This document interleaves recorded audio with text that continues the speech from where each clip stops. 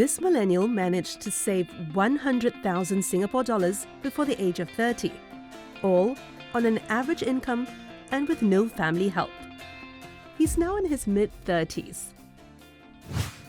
So we asked him, what would you do if you were 25 again and trying to save 100K fast?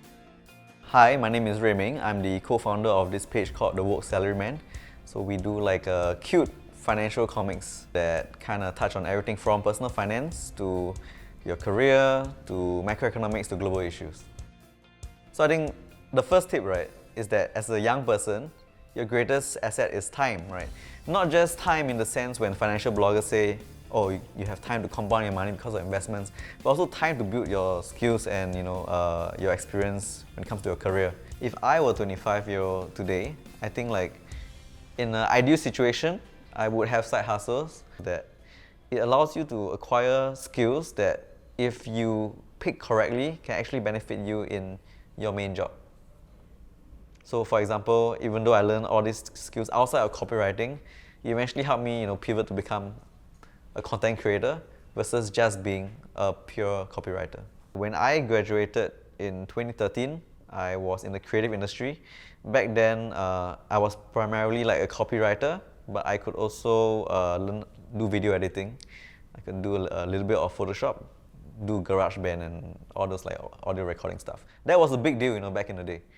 But these days, graduates are, they have so much skills and so much talent when they graduate. It's just so competitive. On top of that, there's AI and people in other countries doing it for cheaper.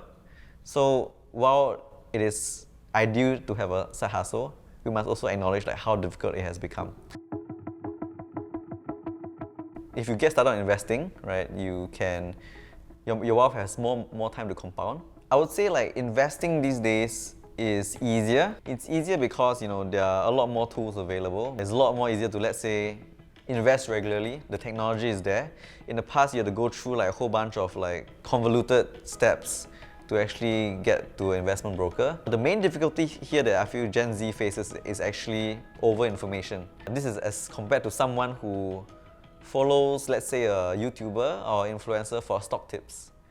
That way, even if your stock goes up, you won't even know whether, oh, should I buy, should I sell? When the stock goes down, you have no idea why it went down, right? Because you did not take the time to do your research. So tip number 3 I have is to automate everything, right? From your bills, your insurance premiums, your credit card stuff, and then most importantly, like investing. These days, a lot of brokerage and also banks, they have their own like regular savings plan, or they have this thing called like a dollar cost averaging plan that you can get into. Or if you can't do either, there's also robo-advisors that will help you invest regularly. If you automate it and you do it regularly, you will actually invest and actually participate in the global economy and grow your wealth. If you don't automate, what often happens is that you sit on the sidelines and you don't grow your wealth at all. Your money will get eaten by inflation, which is very sad. It wasn't always that easy to automate stuff, but these days, there's no excuse. So the year is 2025, there are a lot of things happening, including like miles devaluation, all this like new cashback stuff. But in my opinion, you should just focus on increasing your income and once again, spending less than you earn. If you surf a lot of these forums on like financial independence and whatnot, right? A lot of it will fixate on, what stock to buy, what credit card is best to spend, which bank account gives you the highest interest. All these are not that important, I found, in the journey to your first 100,000 or even like subsequent 100,000s after that.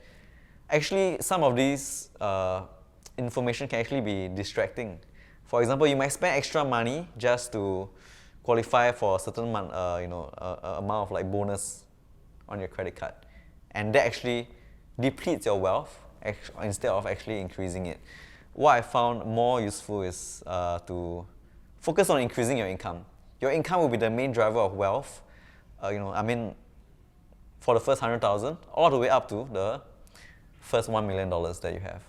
So in my opinion, and based on my experience, I think it's wiser to spend more time earning and less time investing, at least at the start of your financial journey.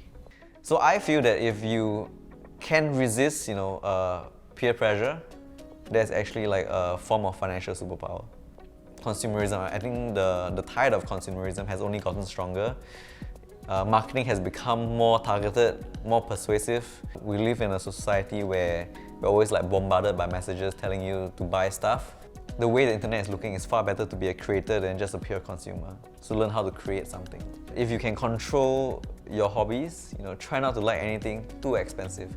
It is fine, for example, to want to collect luxury watches, if you're earning like a certain amount of money, or lust over a luxury car. I think that's completely fine.